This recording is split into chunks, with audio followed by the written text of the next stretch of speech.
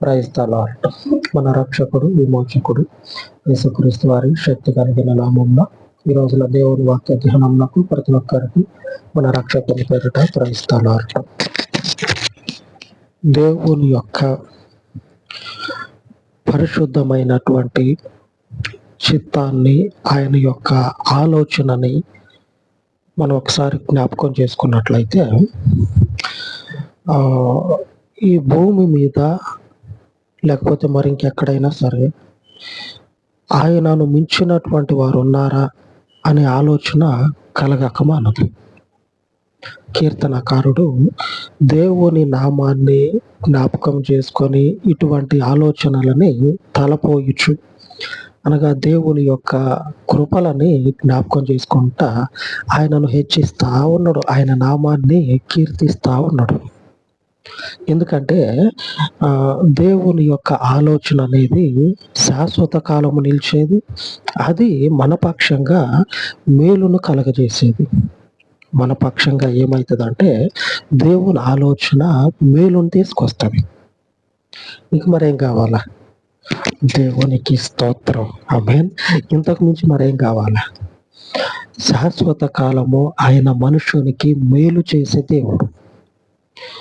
లూకా సువార్త 1వ అధ్యాయము 75వ వచనంలో 2-3 వచనాలు చూసుకుందాం. చాలా పెద్దగా ఉంటుంది. 2-3 వచనాలు కాదు, ఆ 75వ వచనంలోనే 2-3 లేఖనాలు, 2-3 లైన్లు ఉంటాయి, 2-3 మాటలు ఉన్నాయి. వాటిని చూసుకుందాం. ఒకటే వచనం చాలా పెద్దగా ఉంటుంది, కొద్దిగా ధ్యానించుకుందాం. 75వ వచనం, తన సేవకుడైన దావీదు వంశమునందు మన కొరకు రక్షణ శృంగమును, అనగా మన శత్రువుల నుండి మనలను ద్వేషించు వారందరి చేతి నుండి తప్పించి రక్షణ కలుగజేసెను. దీనిని గూర్చి ఆయన ఆది నుండి తన పరిశుద్ధ ప్రవక్తల నోట పలికించెను. ఆకాశమందున్నటువంటి దేవుడు మనబోటి జీవితాన్ని కలిగినటువంటి పరిశుద్ధాత్మ చేత నింపబడినటువంటి ఆయన ప్రవక్తల నోటి ద్వారా ఈ విషయాలను ప్రకటించాడు. ఒకానొక రోజు రక్షకుడు మనుషులలో నుంచి బయలుదేరుతాడు. ఈ బయలుదేరినటువంటి రక్షకుడు మనుషుల కొరకు ప్రాణాన్ని చిందించినటువంటి రక్షకుడు 3వ దినాన తిరిగి లేచినటువంటి రక్షకుడు తన రక్షణ విషయమైనటువంటి మారు మనస్సుని అనేక జనాలలో ప్రకటన చేసి ఆయన రాబోయేటువంటి ఆ ఘడియని తన సూచనల ద్వారా ఈ మనుషుల మధ్యలోనే జరిగించుకుంటూ పోతా ఉన్నాడు. అందుకు దేవునికి స్తోత్రం, ఆయన పరిశుద్ధ నామానికి స్తోత్రం. ఇట్లాగ జరిగించుకుంటా పోతా ఉన్నాడా, శత్రువులకి గుండె కొట్టుకుంటా ఉంది. ఇది బతికేటట్టుగా కాదు, చచ్చేటట్టుగా. గుండె కొట్టుకుంటేనే మనిషి బతుకుతాడు, అంతే కదా. వారి గుండె ఎలా కొట్టుకుంటా ఉందంటే అది చచ్చే విధంగా కొట్టుకుంటా ఉంది. ఎందుకంటే భయపడిపోతా ఉన్నారు. పరిశుద్ధ ప్రవక్తలు క్రీస్తు జన్మిస్తాడు, పరిశుద్ధుడుగా జన్మిస్తాడు, ప్రాణాన్ని పెడతాడు, తిరిగి 3వ రోజు లేస్తాడు. లేచినటువంటి ఈ క్రీస్తును గూర్చినటువంటి రక్షణ ఈ మనుషుల మధ్యలో విస్తరించుకుపోతుంది. ఈ విస్తరించుకుపోయినటువంటి ఈ రక్షణ సువార్త ఆయన రాబోయేటువంటి సూచనలని మన మధ్యలో జరిగించుకుంటూ పోతూనే ఉంటాడు. ఎంతటి ప్రభావం కలిగిన దేవుడు! శౌర్యము, బలము, ప్రభావము, పరాక్రమము ఆయనకి కొన్ని పేర్లు, అన్ని పేర్లు కాదు, కొన్నే పేర్లు. ఇంకా ఆయన గురించి బయటకు తీస్తే ఈ భూమి సరిపోదు. ఆయన గురించి బయటకు తీస్తే ఈ భూమి సరిపోదు. అంతటి ప్రభావం కలిగిన దేవుడు. మన జీవిత కాలం అంతా కూడా మన శత్రువుల నుంచి తప్పించబడి ఆయన సన్నిధిలో నిర్భయంగా, దేవునికి స్తోత్రం, ఆయన సన్నిధిలో నిర్భయంగా మనం జీవించులాగన ఆయన మన పక్షంగా ఏం చేస్తా ఉన్నాడు అంటే క్రీస్తుని నిలవబెట్టి ఉన్నాడు. లేఖనము స్పష్టంగా చెప్తా ఉన్నది, మనలను ద్వేషించు వారందరి చేతి నుండి మనల్ని తప్పించి ఈ రక్షణ మనకు అనుగ్రహిస్తా ఉన్నాడు. ఆకాశమందున్నటువంటి దేవుడు పేరుకే దేవుడు కాదు, ఆయన పేరుకే దేవుడు కాదు, అందరి చేత పొగడబడి కీర్తించబడి ఆ సింహాసనం మీద కూర్చొనుండి ఏం చేద్దాం, చేయి దాటిపోయింది పరిస్థితి, ఏం చేద్దాం, ఏం చేయటానికి కూడా మనకి ఏమీ లేదు అని అనుకునే దేవుడు కాదు. ఏదైనా సరే ఆలోచన చేసిండా దాని కొరకు పరిస్థితులని తిప్పేసే దేవుడు, కాలాన్ని తిప్పేసే దేవుడు. ఆ పరిశుద్ధ సింహాసనం మీద ఆయన యొక్క ఆలోచన చేసిండంటే, ఆయన ఒక ఆలోచన మన కొరకు చేసిండంటే అది జరిగిపోయినట్లే లెక్క. మనకెలా తెలుస్తుంది? దేవుడు ఒక ఆలోచన చేసినంటే మనకెలా తెలుస్తుంది? పరిశుద్ధ గ్రంథంలో రాయబడి ఉన్నది, ఆయన సంకల్పించింది ఆయన యొక్క ప్రజలకి ఆయన చెప్పకుండా చెయ్యడు, ఆయన చెప్పకుండా చేయడు. 75వ వచనం, లూకాసు వార్త 1వ అధ్యాయం 75వ వచనం, దీనిని గూర్చి ఆయన ఆది నుండి ఎప్పుడు మొట్టమొదటి కాలం నుంచి తన పరిశుద్ధ ప్రవక్తల నోట పలికిస్తా ఉన్నాడు. కన్యక గర్భవతియే కుమారుని కంటది. ఆమేన్. దేవునికి స్తుతి కలుగును గాక. అది కూడా ఇటువంటి ప్రజల మధ్యలో కాదు. అసలు ఆ మాట వినపడితేనే, వివాహము కానటువంటి ఒక స్త్రీ గర్భం ధరిస్తే ఆమెకి ఆ రోజు లాస్ట్ రోజు. అటువంటి నిష్ఠ కలిగినటువంటి ప్రజల మధ్యలో దేవుడు కన్యకని ఎంచుకొని ఆమె ద్వారా మనకు రక్షణ ఇస్తా ఉన్నాడు. ఆ కన్యక, అలాగనే ఆ కన్యకని పెళ్ళాడనై ఉన్నటువంటి ఆ పురుషుడు, అలాగనే వీరి గురించి తెలిసినటువంటి కొద్ది మంది ప్రజలు ఆ కమ్యూనిటీ మధ్యలో, ఆ సంఘం మధ్యలో వీళ్ళ మనుగడ ఎలా ఉంటుంది? ఇప్పుడు దేవుని వాక్యాన్ని బాగా తెలిసినటువంటి వాళ్ళనే మనం కదిలించినట్లయితే కొన్ని విషయాల్లో ఏకీభవించరు దేవునితోటే. ఆమె దేవునితోటే, దేవుని యొక్క వాక్యంతో ఏకీభవించరు. అటువంటిది ఆయనను వెంబడించేటువంటి వారే అసలు కన్యక గర్భవతి కావటం ఏంది అనేటువంటి విషయాన్ని వాళ్ళు ముందు పెడితే, లేఖనం చూపించి చెప్పినా సరే వాళ్ళు నమ్మరు వాళ్ళు. ఆ ప్రజల మధ్యలో నుంచి తన రక్షణ బయలుదేరదీసి, ఆ కమ్యూనిటీ మధ్యలో నుంచి దేవుని రక్షణను దేవుడు బయలుదేరదీసి ఈ రోజున విశ్వవ్యాప్తం అయిపోయింది. భూమి ఎంతవరకు, మనుషుడు ఎంతవరకు అయితే భూమి మీద ఉంటా ఉన్నాడో అక్కడికెల్లా కూడా ఈ రక్షణ సువార్త అనేది ప్రకటింపబడతా ఉంది. మనము మన శత్రువుల నుంచి విడిపించబడాలి, నిర్భయంగా ఉండాలి. మరొక వచనం చూసినట్లయితే ఇదే విషయాన్ని సెలవిస్తూ ఉంది. మనము తన పరిశుద్ధ నిబంధనను, అనగా మన తండ్రి అయిన అబ్రహాముతో తాను చేసిన ప్రమాణమును జ్ఞాపకం చేసుకొనుటకును, మన శత్రువుల చేతి నుండి విడిపింపబడి మన జీవిత కాలమంతయు నిర్భయులమై ఆయన సన్నిధిని పరిశుద్ధముగాను నీతిగాను ఆయనను సేవింపను అనుగ్రహించుటకును ఈ రక్షణ కలుగజేసెను. దేవుడు మనకి రక్షణ ఎందుకు ఇచ్చిండంటే, మన యొక్క మరణం తర్వాత పైకి పోతే మనకు ఆటపాటలు ఉండవు మనకి. తాగుకుంటా తిరుగుకుంటా అదేం ఉండదు.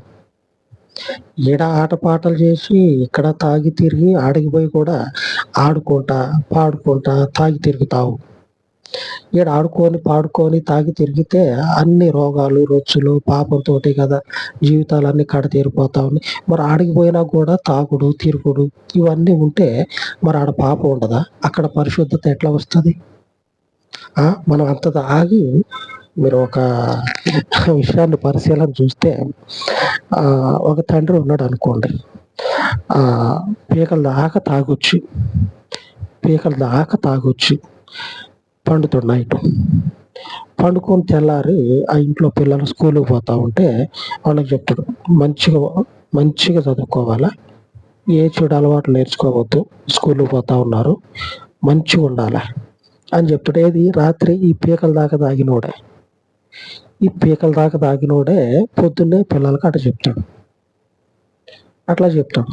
అంటే మనం ఈడేమో ఇష్టం వచ్చినట్టు తిరిగి చేసి తీరా మళ్ళా పైకి పోయినా కూడా ఆడ కూడా ఇట్లాంటి బతుకు ఎందుకుంటది? ఇట్లాంటి బతుకుంటే అది పరలోకం లేకపోతే స్వర్గం అనిపించుకోదు. ఇది కూడా అది రెండో భూమి అనుకోవాలి. ఐ మీన్ ఇది కూడా పాపంతో ఉన్నది, అది కూడా భూమి అనుకోవాలి.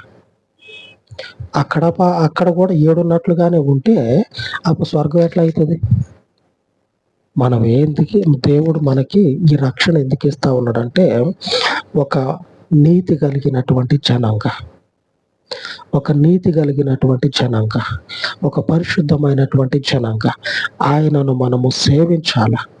ఆయన ముందు నిలబడి, అనగా ఆకాశంలో ఆ స్వర్గం అని చెప్పుకుంటా ఉన్నాం చూడండి, ఆ స్వర్గంలో మనము దేవుని ముందు నిలబడి ఆయనను మనం ఏం చేయాలంటే పూజించాలి, ఆయనను మనం అనుసరించాలి. మనము శత్రువుల చేతి నుండి విడిపింపబడి మన జీవిత కాలమంతయు నిర్భయులమై ఆయన సన్నిధిని పరిశుద్ధంగాను నీతిగాను ఆయన సేవింపను అనుగ్రహించుటకు ఈ రక్షణ మనకు అనుగ్రహించబడ్డది. రక్షించబడిన తర్వాత ఆ నీతిమంతుడైన దేవుని గుణగణాలని మనము అవలంబిస్తా ఆయనను మనము అనుసరించాలి, పూజించాలి, ఆయనను వెంబడించాలి. ఏడ జరిగినట్లు ఆడుంటదు. ఉంటే అది భూమి అవుతుంది కానీ స్వర్గం కాదు, లేకపోతే అది పరిశుద్ధ రాజ్యం కాదు. దేవుడు మనకి ఇట్టి రక్షణ స్థితిని ఎందుకు ఇస్తా ఉన్నాడంటే, ఈ ధన్యతను ఎందుకు ఇస్తా ఉన్నాడంటే, ఇహలోకంలో శత్రువుల నుంచి విడిపించబడి, దుష్టుల యొక్క కబంధ హస్తాల నుంచి తప్పించబడి, ఆయన నీతి కలిగిన రాజ్యంలోనికి అడుగుపెట్టినట్లుగా ఆకాశమందున్న దేవుడు తన యొక్క కృపను కనపరుస్తా ఉన్నాడు. అంతటి కృప కలిగిన దేవునికి మనము కృతజ్ఞతాస్తుతులు చెల్లించాలి. దేవుని నామానికి స్తోత్రము కలుగును గాక. ఈ రోజున దేవుని యొక్క వాగ్దానము ఆ విషయాన్ని సెలవిస్తూ ఉంది. కీర్తనకారుడు రచించినటువంటి కీర్తనల గ్రంథము 136:26 వచనం. ఆకాశమందుండు దేవునికి కృతజ్ఞతాస్తుతులు చెల్లించుడి, ఆయన యొక్క నామము మన మధ్యలో శాశ్వత రాజ్యాన్ని స్థాపించింది. కనుక ఆకాశంలో ఉన్న దేవుడు ఏం చేసిందంటే తన యొక్క చిత్తమును మనుషుల ద్వారా పలికించి, అనగా మనుషుల మధ్యలో తన ఆత్మ చేత నింపబడినటువంటి పరిశుద్ధ ప్రవక్తల నోట పలికించబడినటువంటి ఆ యొక్క నీతి కలిగినటువంటి దేవుని వాక్కులను ఈ మనుషుల మధ్యలోనే దేవుడు నెరవేర్చబడినటువంటి ఈ వాక్యమును భూదిగంతముల వరకు విస్తరించకపోయినటువంటి ఈ వాక్యము ఇప్పుడు ఏమైతా ఉన్నదంటే ఆయన రక్షణను కూర్చి మనము ఎదురు చూస్తూ ఉన్నాం. ఆయన మన కొరకు వస్తాడు, వచ్చి మనల్ని రక్షించి ఆయన రాజ్యానికి తీసుకెళ్తాడు. ఆ పరిస్థితికి తగినట్లుగా ఈ వాక్యంలో నుంచి సూచనలు, మహత్కార్యాలు, ఆయన యొక్క రాకడను కూర్చున్నటువంటి క్రియలు మన కళ్ళకి దేవుడు కనపరుస్తా ఉన్నాడు. ఆయన ఎక్కడున్నాడు? ఆకాశంలో ఉన్నాడు. ఇక్కడ ఏం జరిగిస్తా ఉన్నాడు? ఆయన యొక్క చిత్తాన్ని జరిగిస్తా ఉన్నాడు. ఎంతటి పరాక్రమము కలిగిన దేవుడు! ఆకాశమందున్న దేవుడు మన దేవుడు.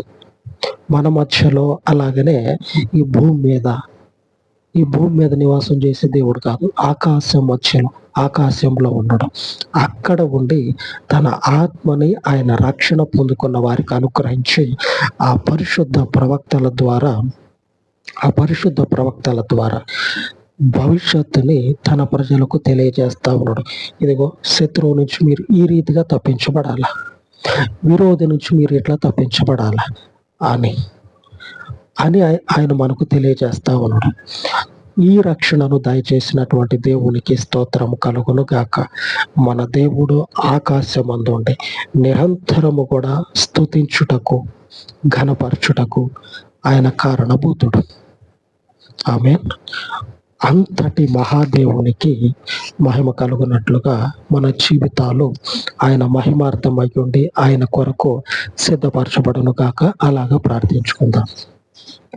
కనికరము కలిగిన పరలోకపు తండ్రి, ఈ ఉదయకాలం మందు మీ పాదముల యొద్ద ప్రార్థిస్తూ ఉండగా అయ్యా, చెప్పబడినటువంటి వాక్యమును తండ్రి అనేకుల హృదయాలను స్థాపించి మహాకాశమును కలగజేసి ఆకాశమందు నీ పరిశుద్ధ సింహాసనమును స్థాపించిన పరలోకపు తండ్రి, ఈ భూమి మీద తండ్రి మనుషుల యొక్క బలమంతటిని, శత్రువు యొక్క రాజ్యమంతటిని కూల్చి, శత్రువుల నుంచి, విరోధుల నుంచి మమ్మను తప్పించి, నీ నీతి కలిగినటువంటి వాగ్దానమును బట్టి, పితరుడైనటువంటి అబ్రహాముకు చేయబడినటువంటి వాగ్దానమును బట్టి నీవిచ్చినటువంటి ఈ రక్షణను తండ్రి కలిగి జీవించుటకు, నీ వాక్యపు నెరవేర్పును తండ్రి మా జీవితాలలో పరిశుద్ధుడా మేము చూసి అనుభవించి విశ్వాసమును వృద్ధి చేసుకొని నీ రాజ్యంలో నీతో పాటు శాశ్వత కాలము నిలిచేటువంటి ఒక గొప్ప స్థితిని మేము పొందుకొనులాగున మా పక్షముగా కనికరము కలిగిన తండ్రి మీ కృపను స్థిరపరచమని మరొక మారు ఆకాశమందున్నటువంటి మీ నామమున మహిమపరచుచు ఈ విన్నపాలన్నిటిని కూడా దీవించి ఆశీర్వదించమని మా రక్షకుడైనటువంటి యేసయ్య పరిశుద్ధ నామమున ఈ మనవులన్నిటిని మీ పాదముల యొద్ద చేర్చి ప్రార్థించి వేడుకొనుచున్నాను తండ్రి. ఆమేన్, ఆమేన్. సర్వోన్నతుడయ్యున్న మన ప్రభు కృప నిత్యము మనకు తోడయ్యుండి నడిపించును గాక. ఆమేన్, ఆమేన్.